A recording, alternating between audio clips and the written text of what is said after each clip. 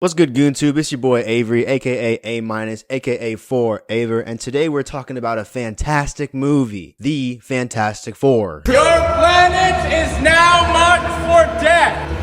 Your world will be consumed by the Devourer. Foot dive! To say the very least, it has been a competitive summer for movies, and I think people have been looking at two of them above all others, Superman and Fantastic Four. I would say Superman lived up to the hype, but does Fantastic Four? No. It's a little bit complicated. It kind of does, kind of doesn't. Let's get into it though. Off rip, it feels like there was a much more cohesive movie somewhere in the process of this movie being made, and that movie was shot and ready to go, but then someone took a butcher's knife and started going crazy on it, just like...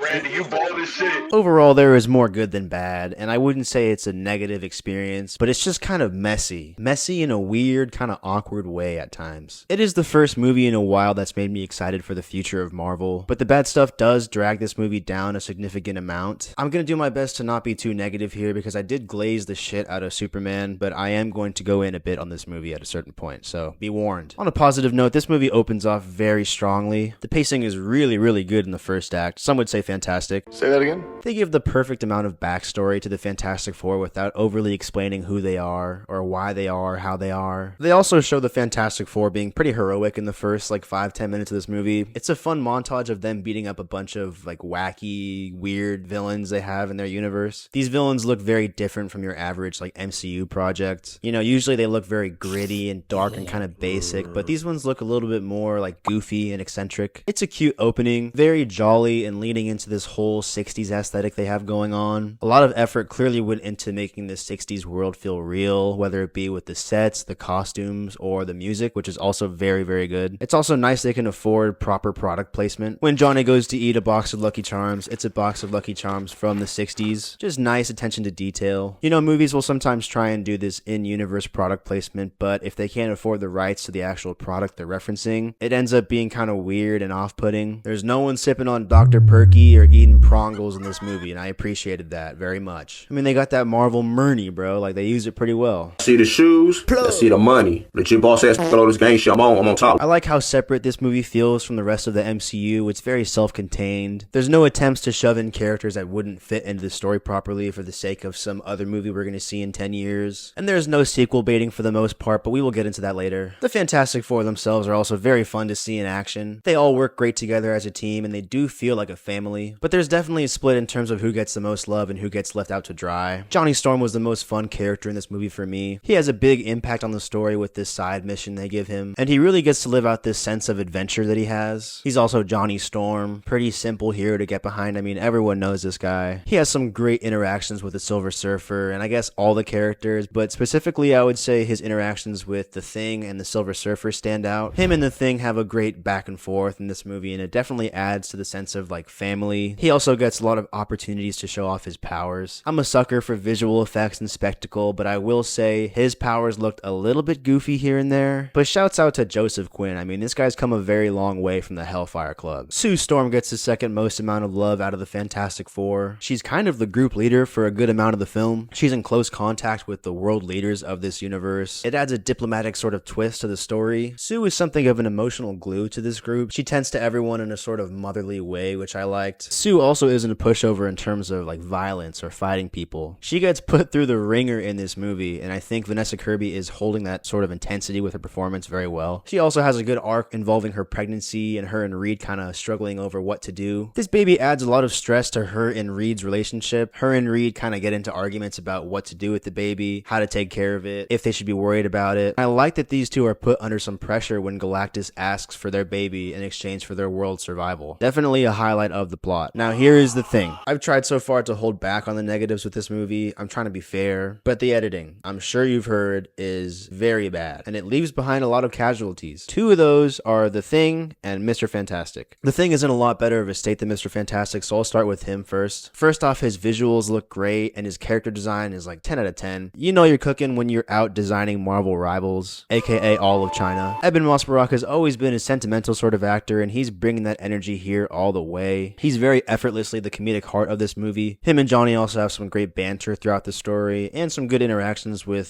Franklin Richards as a baby. I know I said Sue is the emotional glue of the group, but the Thing also does his work to tend to his buddies and drop knowledge here and there. But in terms of a personal story or character arc, there really is nothing to say. They blue ball the absolute shit out of the audience with this character. They keep building up to some sort of emotional moment for him, like they prod at the idea of him being sad about his appearance, but nothing ever comes of it. I mean, there was clearly a lot shot for him, but most of it got cut from this movie. They're this close to having a scene with him where he gets very emotional about being an ugly ass rock, but nothing ever happens. The chuds are right again. He even has this weird relationship with Natasha Lyonne's character, who is another one of the casualties of the editing in this movie. It's just very unfortunate the way this movie leaves him. He's kind of a half character. He's very happy and alive outwardly, but inwardly there's just no struggle, which is very weird for a character like the Thing. I will say he doesn't smash enough stuff either. He smashes like a building or two, and he picks up a car at one point, but that shot in the trailer of him like breaking that building down, that's the coolest thing he does. That's it. Like, they don't give him anything to do. He's the Thing. It's supposed to be clobbering time, bro. He doesn't do shit.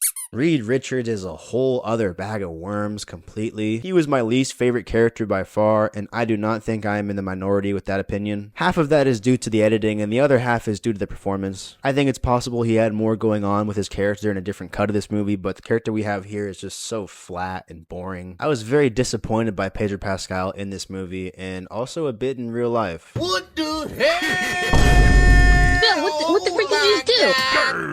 I don't know anything about Reed Richards outside of Marvel Rivals and maybe some cartoon appearances here and there, but I think I have an at least basic level understanding of Reed Richards, and I have to say Pedro Pascal is surprisingly uncocky here. Reed, at least to my knowledge, is one of the few characters in the MCU that can out-ego Tony Stark. He is the undisputed smartest character in this movie. He single-handedly solved teleportation, intergalactic travel, and probably a bajillion other world issues, and yet he has all the charisma of a brick wall covered in bird shit. I understand what they're going for with this approach. He's stressed out about his baby being in danger because of him and Sue's DNA being altered following the spaceship accident that gave them their powers. That part was clear. But even in the scenes where he's meant to be emotionally climaxing, Pedro Pascal is just completely absent performance-wise. Meanwhile, on the red carpet, he's giving everyone the business, man. I mean, he is the current face of Hollywood, but he really dropped the ball here. I still have faith he'll redeem himself in future MCU projects, but this is just not a version of Reed that I want to see more of at all. On a more positive note, the second act kind of saves this movie. If there's any reason to go watch this, it is the second act for sure. It's paced just as expertly as the first act and also has some great action pieces too. There's a strong sense of adventure, and they really lean into the whole sci-fi side of the Fantastic Four. There's some great visual effects with like the interplanetary travel. There's like black holes in the universe. They look great. The Silver Surfer and Galactus are also a big part of what makes the second act so much fun, so I'll touch on them briefly. Julia Gardner is giving a sleeper performance as the Silver Surfer. She has a lot of allure, and I was completely satisfied with the amount of screen time her character gets. She's able to convey a lot of emotion with her eyes. There's a whole story to every expression she has, and I had a great time like reading into that. She also has a lot going on emotionally. It's clear she has a lot of grief for helping Galactus do what he's doing, but at the same time she does indulge in some aura farming. They know when and how to make this character look as cool as possible, and they do it very well. Very similar to Johnny, just great execution of a beloved character. Galactus is really intimidating and scary when he's first introduced. There's a great build up to his entrance, and his scenes in the second act live up to the rollout they've given him thus far, and that's really it. Unfortunately, he really isn't in this movie that much, and they don't give much of a backstory or depth to this character, which I wouldn't really mind. I mean, I don't think Galactus is the sort of character that needs a crazy backstory or like insane depth or anything. All I wanted to know was why he eats planets and how he eats planets, and I left not knowing either of those things. Could be a casualty of the editing, I don't know. I'll get back to Galactus when I get to the third act of this movie, but for now we're just gonna put a pin in it. Boop,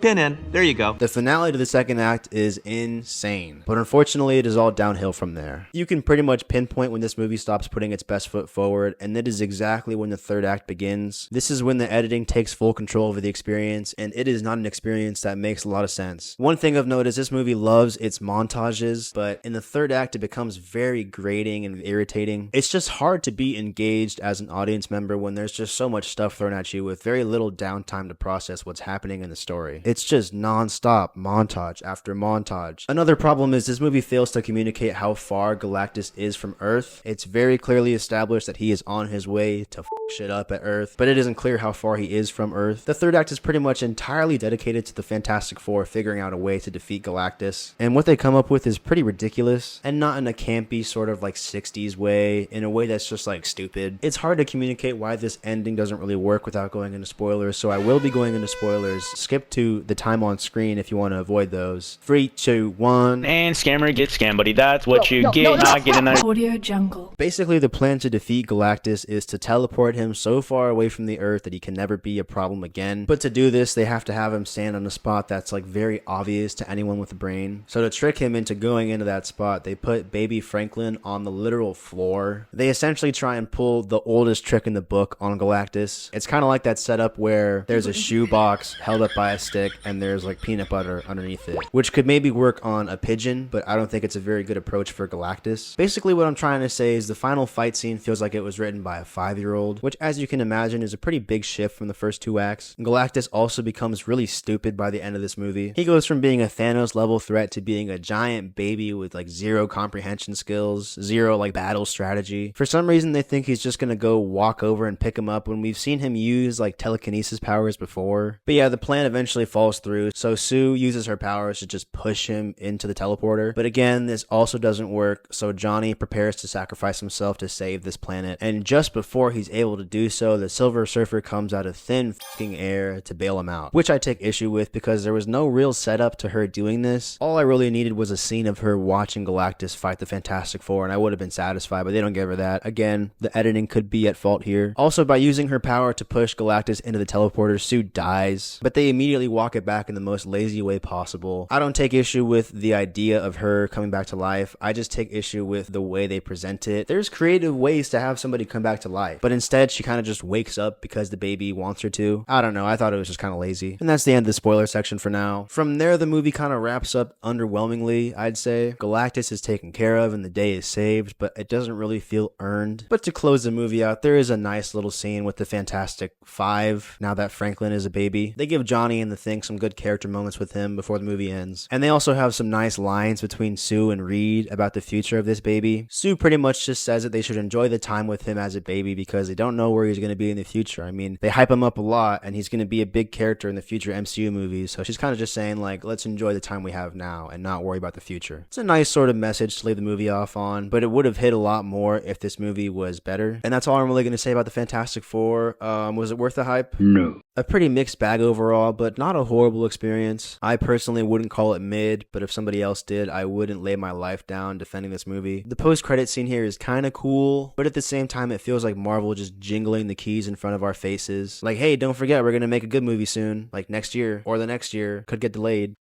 As for the future of the MCU, I'm not totally sold. I don't know, I'm here for it if the next Avengers movie is good, but if this movie is any indicator of that movie's quality, it's not looking too bright. For me, this movie is a 7 out of 10.